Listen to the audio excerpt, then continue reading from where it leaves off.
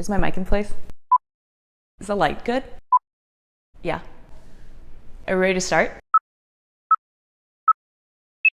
Are you one of those people that's been thinking about buying a home in Austin and you've kept up with the market, you know that inventory is super low, you know it's a hyper competitive market right now, and you're just not really sure, like you're just kind of on the fence on what to do? There's one tool that we have that helps buyers actually get their offer accepted, and I'm gonna go over that in a ton of detail today in this video. We're going to be talking about the appraisal waiver, what that is, what your options are with it, and why or how it's helping buyers get their homes and their offers accepted. Let's go.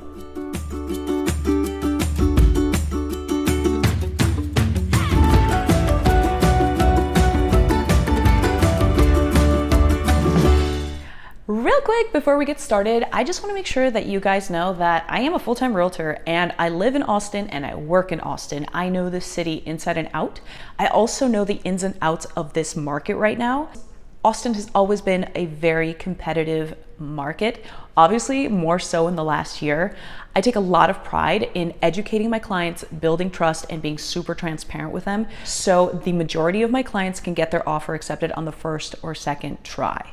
Of course, this requires a ton of education. I put a huge emphasis on education, ask a lot of questions, and trust. Right? If my clients trust me and I trust them, we're being fully transparent.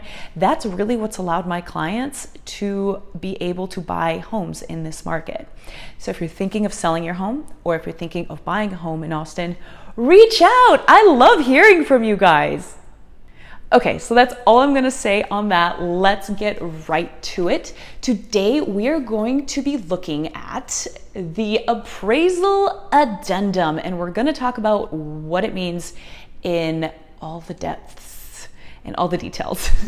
First, let me tell you what an appraisal is. If you watch some of my other videos, I talk a lot about appraisals and like how they're relevant in this market more so than ever.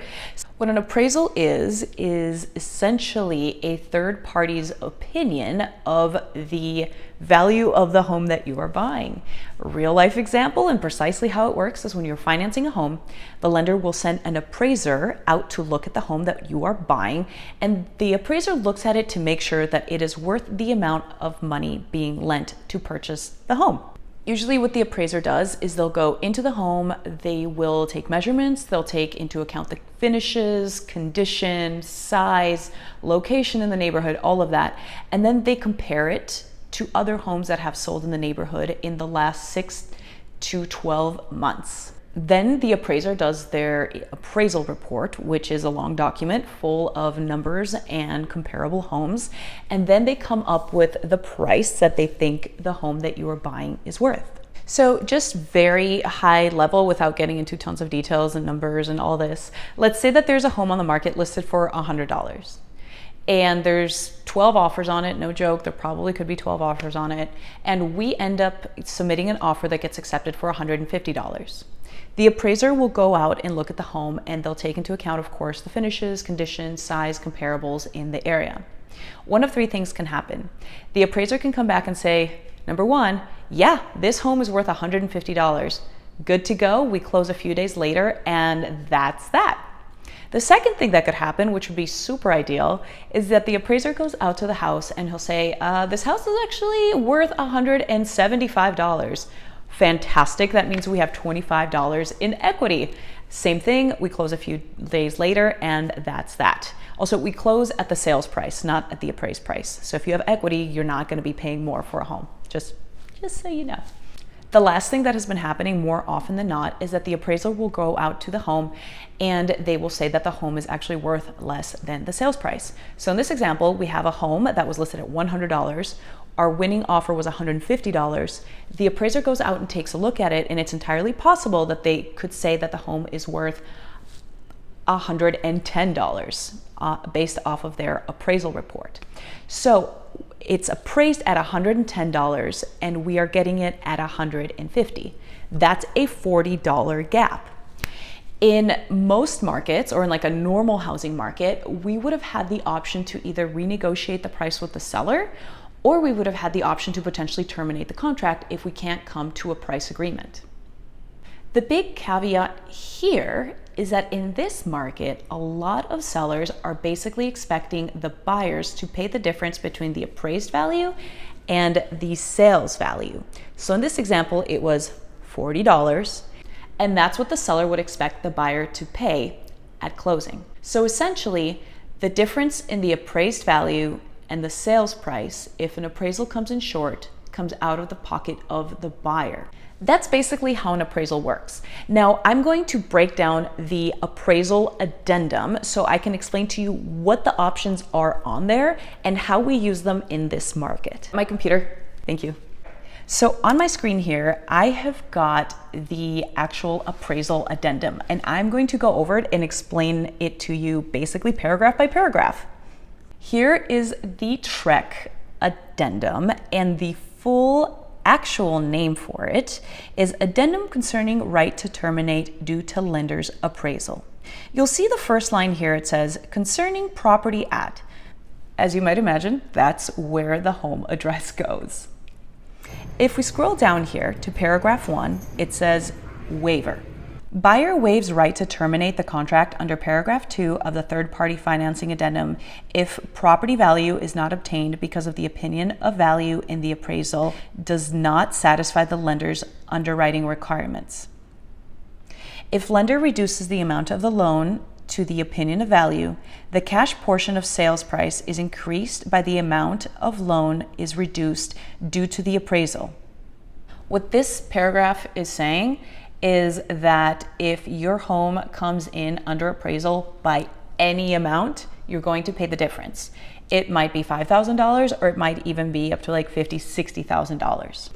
Quick note on that, before we submit an offer, we always look at comparable homes in the neighborhood so we can kind of have an idea of what the home might appraise at. We don't always know 100%, but if we can look at comparables, at least we have some sort of idea or some sort of grasp on the market, so we might know if you will be out of pocket due to the appraisal. Let's go back to our appraisal addendum, shall we? The second paragraph, or the second option in this appraisal waiver, is number 2, and it says partial waiver. Buyer waives right to terminate the contract under paragraph 2B of the third-party financing if property approval is not obtained because the opinion of value in the appraisal does not satisfy lender's underwriting requirements and the opinion of value is fill in the blank or more. What this portion of the contract is saying is basically that the home has to appreciate at X amount for the buyer to pay the difference. For example, let's say you are buying a home that's listed at $900,000. Our offer is $980,000. And you tell the seller, this home has to appraise at least $900,000 and I will pay that $80,000 difference, not anymore.